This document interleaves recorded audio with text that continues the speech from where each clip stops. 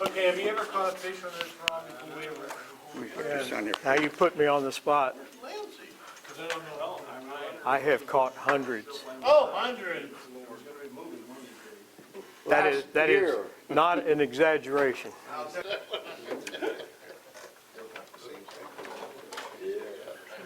Okay, let's get started. Just real quickly, this is an absolute killer fly. You know, I've said in the email I caught hundreds of trout on this. That is not an exaggeration, and Gary Henderson will back me up, and he's done just as well. And it's just a really popular all along the White River system. So we fished them over east, but they're really good around here. So this is, like I say, this is one that I use, and it's very effective. So let's get started. Somebody recording, all right? Those of you that have been in class previously, we tied a ruby midge. Well, this is a relative of the ruby midge. The same David Knowles in Fayetteville developed this fly, and dozens of others. And David has given us permission to use his flies in our class. Okay.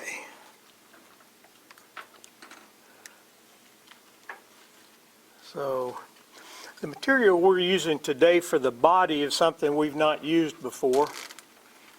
And it's, let's see if I can get this in focus. It's called a holographic tinsel. We're using size medium in brown. It's got very highly reflective pattern in it, so it's got some good attraction. One thing I'll mention before we use it, when you're using this holographic tinsel, don't pull on it too hard. It's pretty resilient, but if you pull too hard and stretch it, the reflective properties are diminished. So you don't want to lose that. When we're using a size 16, 1XL, that's one extra long hook, nymph hook. I'm going to, as always, debarb.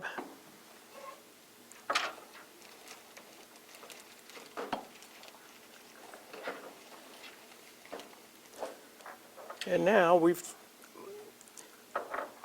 come to the fun part of the bead. This is how I do it. There's a lot of different ways, but this works really well. I've got some locking tweezers which help.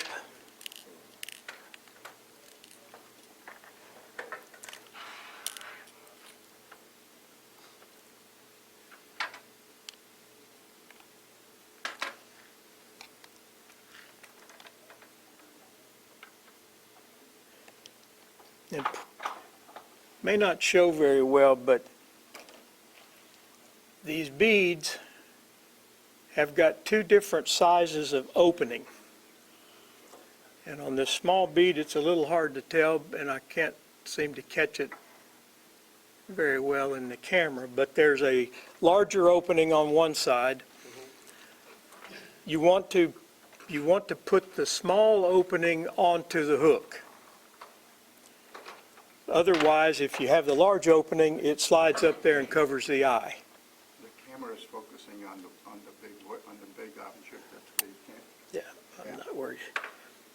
Okay, so I just pop that on. I can't get mine to go around the bend in the hook. Did you debarb it? Press the barb out. Yeah, you. Or just use your tweezers and kind of bring it around. Yeah.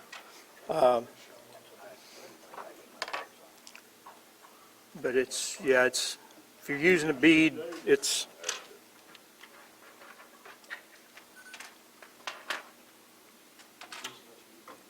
I may have stopped recording, Joe. Pardon? I may have stopped the recording of it. Just press this again. It starts, the red light beeps. Okay. There you go. Okay, so there's our hook and the bead.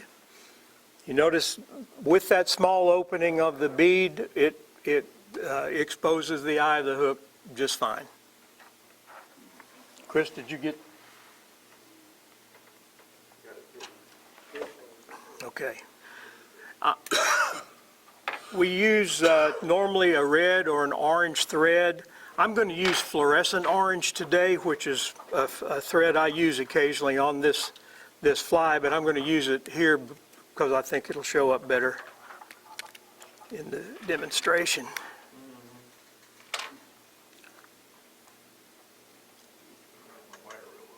Okay, first step, going to start right behind the bead.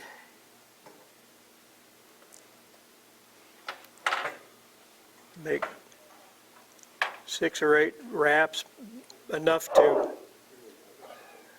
secure the thread. Clip off your tag end.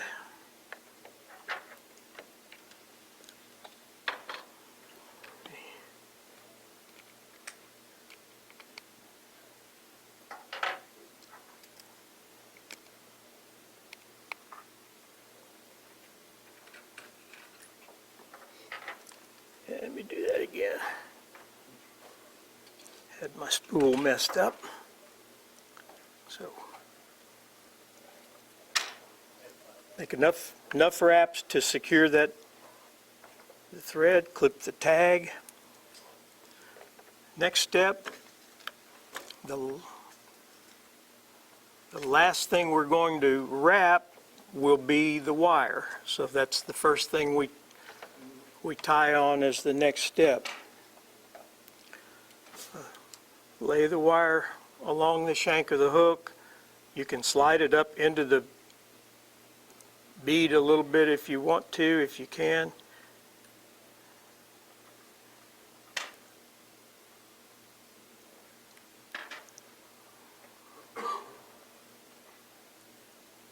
And once I've got that captured, hold the wire up at about a 45-degree angle, and that will force your thread wraps together in a nice tight coil. I'll go back about 2/3 of the way.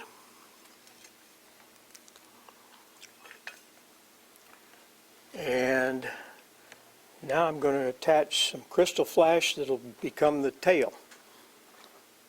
We'll just lay it on there, tie that in, and then continue wrapping thread back to about where the hook barb had been. Also on this crystal flash type material, if you pull too much on it, it stretches it out and it loses some of its reflective properties too. So, okay.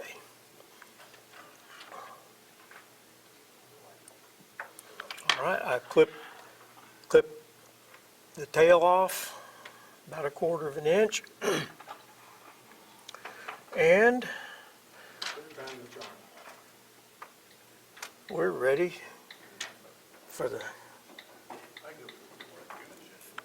tinsel again. Slip it under and then bring your thread up.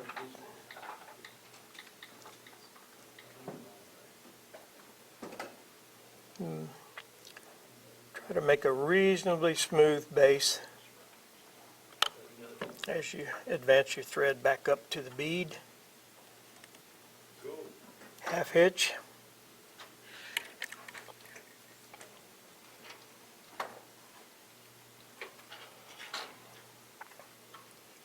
Okay.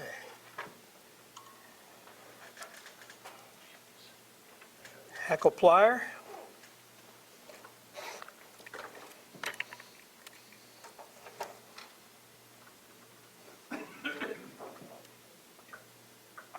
And overlapping wraps.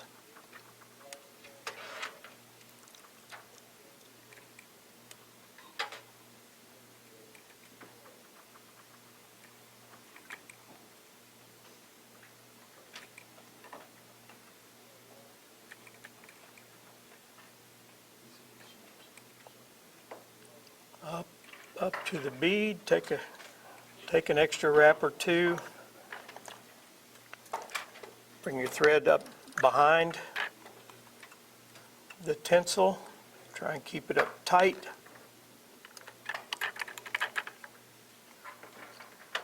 So I made a couple wraps behind the tinsel. I'm going to make a couple wraps in front. One thing those wraps in front tend to do is pull your wraps that are behind up closer to the bead, so it makes a more compact collar. Make a few more wraps to make doubly sure that tinsel is secure. Okay, how are we doing so far?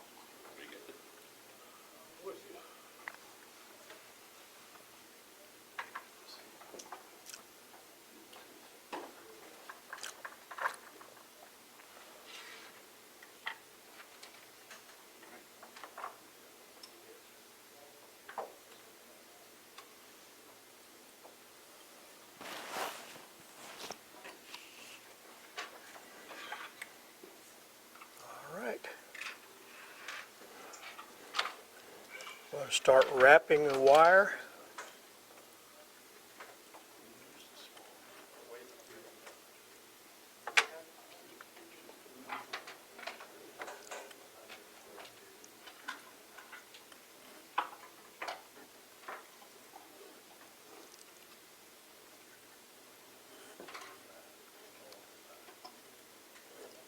And up to the bead. Now bobbin, thread, and drop 2 loops behind the wire, a couple of loops in front, and my wire should be plenty secure. Do the helicopter.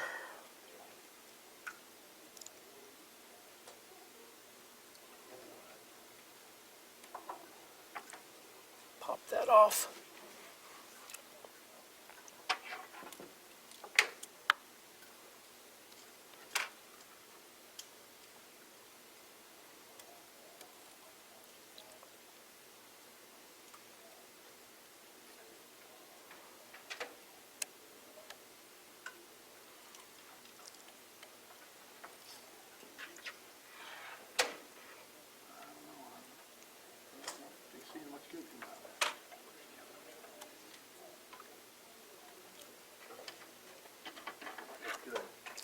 Make my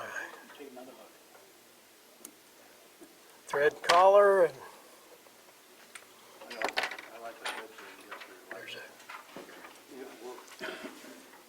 another root beer.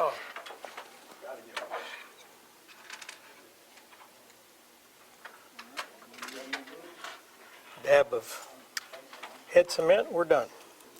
See what I was doing? I was putting my bottom all the way over here, and they didn't know what to do.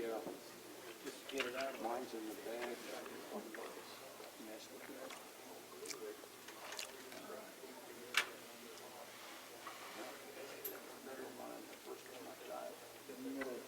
Yeah, if you have a rotary vise, you could certainly use that to apply the tinsel.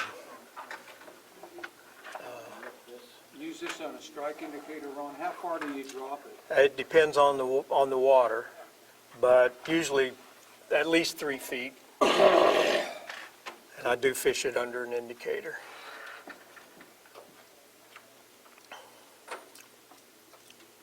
This is the end of this tutorial for Ron's root beer midge pattern. Feel free, and it is encouraged that you go back over older recordings and review some of this channel's previous postings. Thanks for watching.